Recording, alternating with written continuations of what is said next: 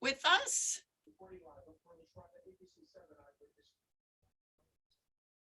Yes.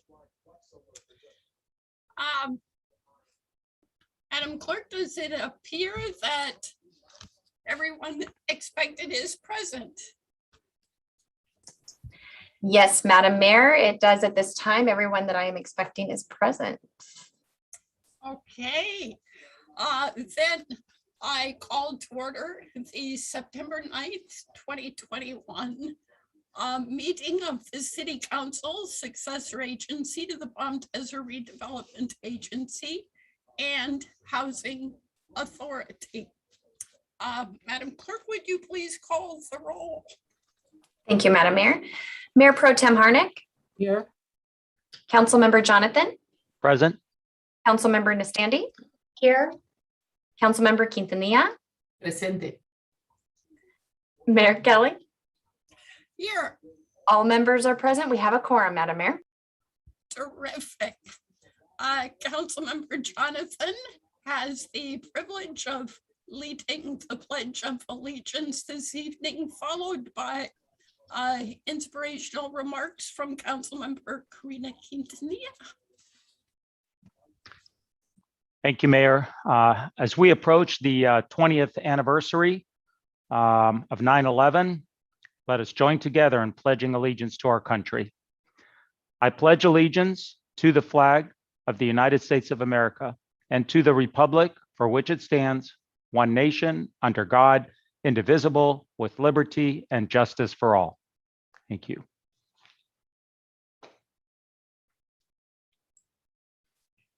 Good afternoon, everyone. Following Councilmember Jonathan's remarks about the importance of today and the proximity of 20 years post 9/11. And if we can all take a minute to go back and think about what our lives were on September 9th of 2001 and where we were. And then on September 10th, the nation was obsessed with the headline of Chandra Levy. And then the very next day, our lives were changed forever. And as we look at 20 years, we can't celebrate that it's an anniversary, but we can look at where we are and where they seem like they are national issues and it's easy to distance ourselves. We look back at what this means for our community. And we see how our veterans are watching the news and our veterans that served in Iraq and Afghanistan, what it means to see these images that maybe they had forgotten. And we have to consider that some of this is bringing up PTSD for our loved ones, our neighbors, and our residents. We have, amongst our neighbors, we have refugees that are watching things on the news that are painful and difficult for them as well.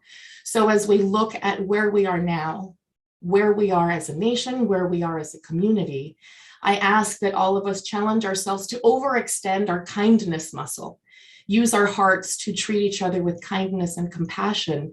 For what have we accomplished in those 20 years if we didn't use all of our grief to find ways to come forward? The morning of 9/11, I was pregnant and it was terrifying, much like it must be terrifying to be pregnant during a pandemic. And I think about how we have raised an entire generation in a post 9/11 world. And we get treated and we hear things about being helicopter parents, but it's just because 9/11 showed us we have to clutch every single loved one close. And here we are with a parallel to where we are now and how we keep our loved ones close, keeping them healthy and keeping them safe. So with that extension of compassion, I ask everyone to keep the family of Hunter Lopez in your thoughts this weekend. As always, keep the memory of all of your loved ones and your family that have been lost in battle. Keep in mind your loved ones with PTSD that struggle in many ways. And that's what my heart wishes to impart you with. Just treat each other with compassion and kindness. Lots of people are hurting for many different reasons, and it's up to our individual actions of kindness to push that forward. So treat each other with kindness. Thank you. Thank you. Do we have any action to report from closed session? Direction was given, but no recordable actions were taken on the items on the closed session agenda. Thank you. Thank you. And we have no awards presentations or appointments this evening. We have moved mayor and council member reports and requests for action to the front of the evening, as I indicated we would. And we begin those this evening with Councilmember Jonathan. Whoa, always catch me by surprise, Mayor. So I don't have any significant action to report, but I do want to point out that it's refreshing to have restarted our meetings with committees and commissions after the summer. And it's very gratifying to see all the new appointees that we worked so hard to select. I think we've got a great group of freshmen, if you will, and it bodes for a bright future. Thank you, Mayor. Thank you for that report. Mayor Pro Tem Harnick. Thank you very much. I wanted to mention a couple things as we go through our check register all the time and we see how the money is spent on our community and how the taxpayers' funds are used in our community. And it was really gratifying to see how well the Palm Desert Plates program has done. And that's benefited a lot of our community members. And it's great to see how many people have participated and made it really something that the community has embraced. Also, I wanted to mention that as we go forward with the President's Plaza, and we know that's difficult construction and a lot of construction, I am getting a lot of very positive comments from the businesses on President's Plaza because they're working so hard to maintain parking and ease to do business with those businesses on President's Plaza. So I did want us to all acknowledge what a good job not only Public Works and Planning, but those people who they've employed to take care of that. The other thing I wanted to mention as we look at our housing element, I've been working very hard with the Southern California Association of Governments on what they call their green print tool.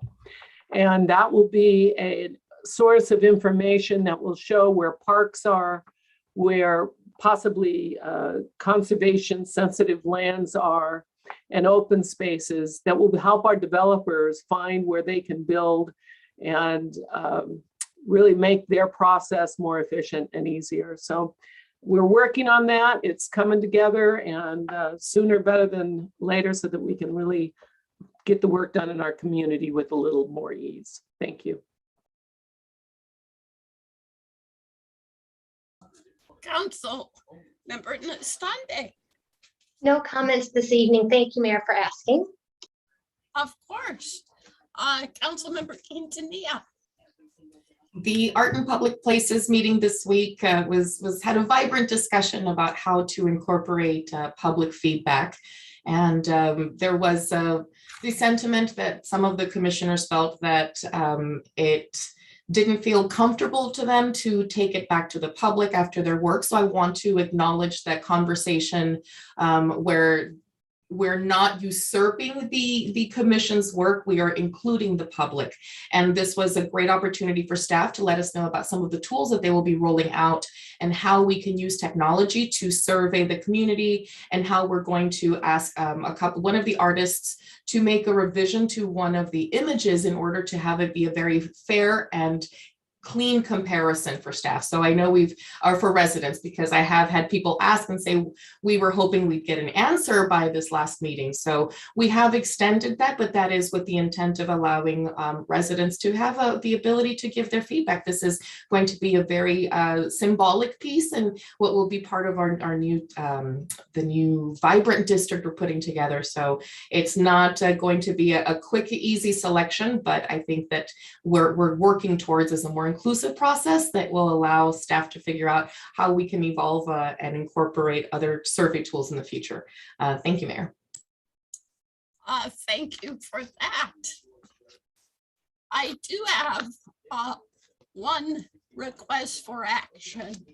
I would like to request that we include on a future agenda as a discussion item the question of whether the council wants to take the initiative to place the question on the ballot in 2022 as to whether there should be a change in our election district system, potentially to 5 districts. I'm requesting that that possibility be discussed as a potential way to bring closure.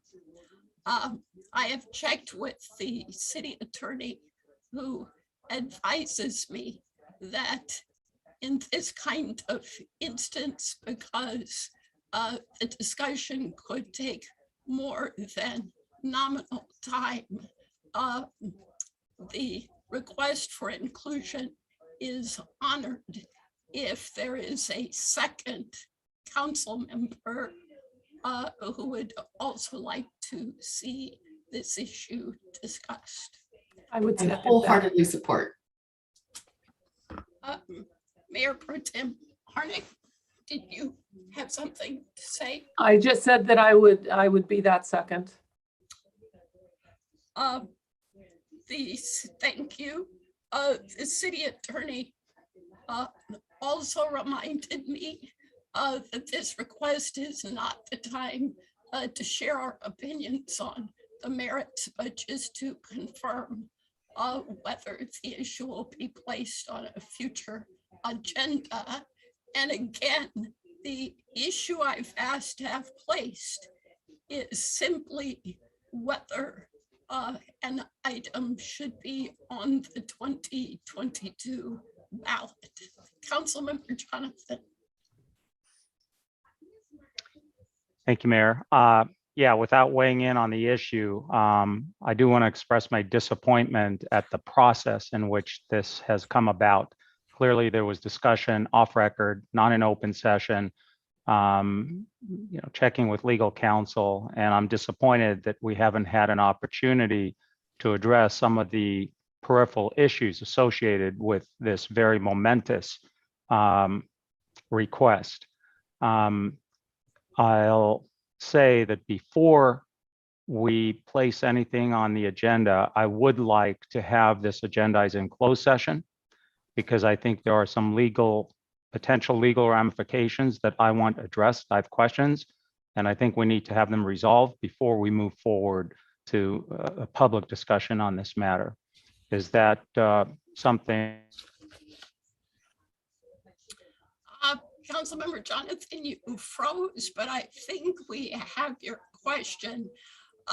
Before Mr. Hargraves answers, I do want to say that I certainly did not have any conversations contrary to the Brown Act. It's quite customary for council members to check with clerk or the city attorney about appropriate procedure before opening our mouths. So let's see what Mr. Hargraves has to say about your request for a closed session discussion.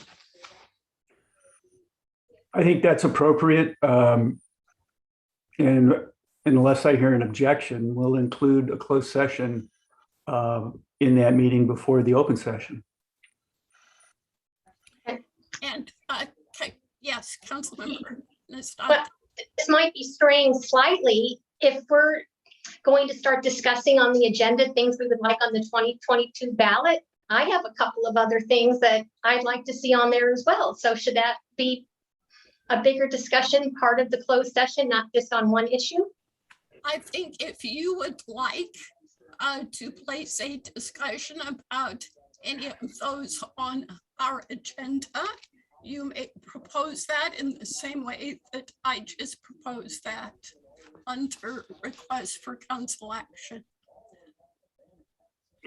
And if I may, I'd like to clarify that the closed session agenda would be only on items that have litigation ramifications. We're not having a general discussion on these items in closed session. So.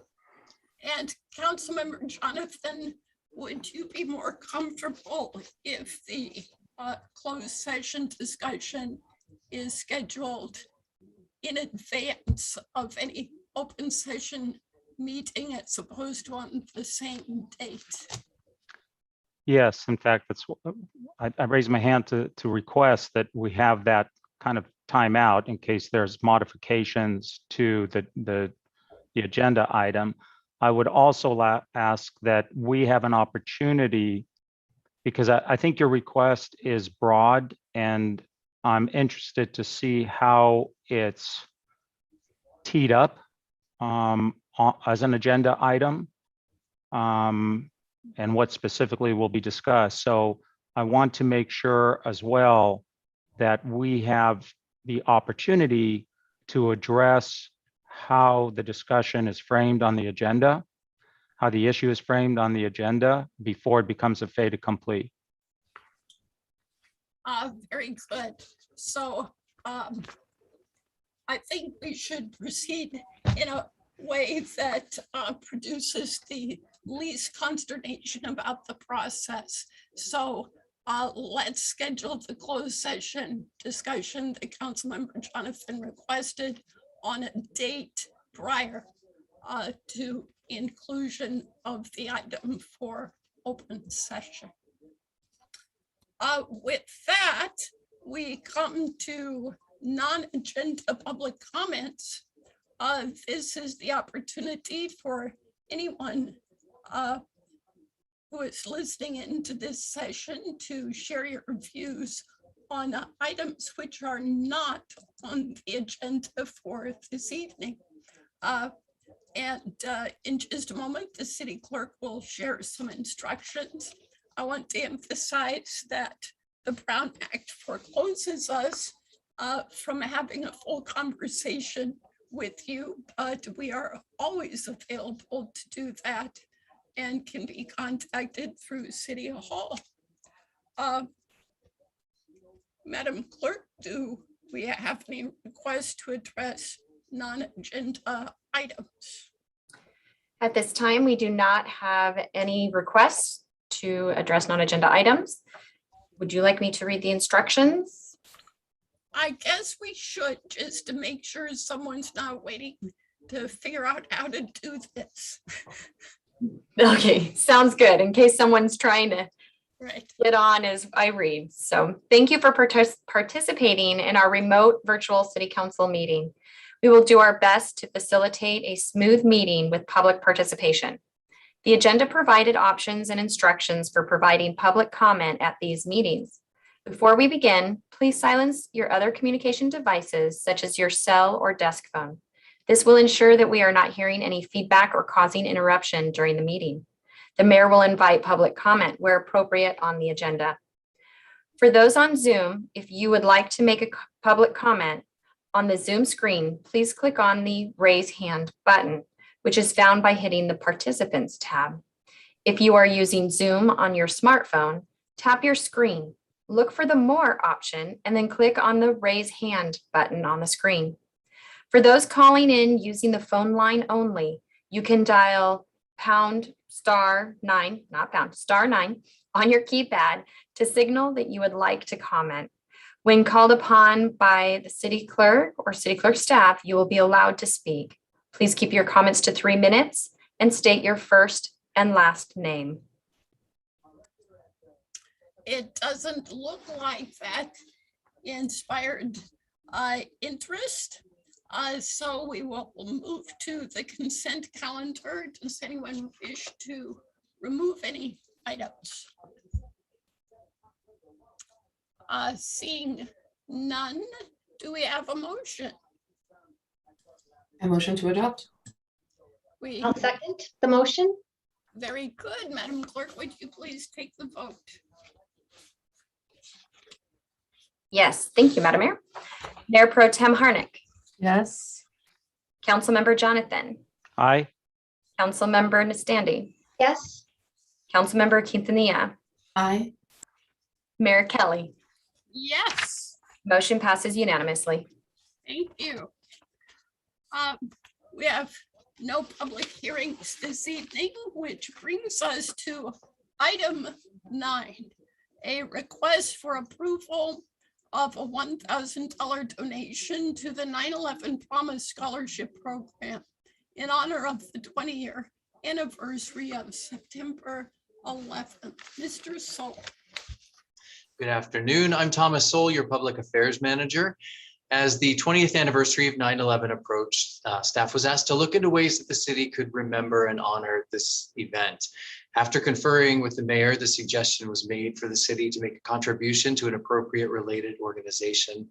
And the staff report you have before you is a request for your consideration to approve this contribution. And question, will this be featured in a press release so that our contribution might be a seed that inspires others to contribute to the harvest? We are planning a social media announcement on Saturday in conjunction with a photo of city council that I believe we've arranged with you. And we will be helping spread the word that way, yes. Great. Other questions? Not a question, but just a thank you to staff for identifying an educational legacy as a way to support. So just thank you for whoever had the idea to do this as a scholarship. Do we have a motion? I So motion. moved. I second. Any further discussion? Madam Clerk, we are ready for the vote. Thank you, Madam Mayor. Mayor Pro Tem Harnick, Yes. Councilmember Jonathan, Aye. Councilmember Nastandi, Yes, Councilmember Quintanilla, I Mayor Kelly. Yes, Motion passes unanimously. and thank you to staff for bringing this forward. We have no information items listed. Any city manager comments? Not this evening, thank you. Seeing nothing further on the agenda, I think we may have achieved a record of efficiency, and I will adjourn the meeting. Thank you. Good night. stay healthy, everyone. City Council meeting for the City of Palm Desert has adjourned at 4:25 p.m.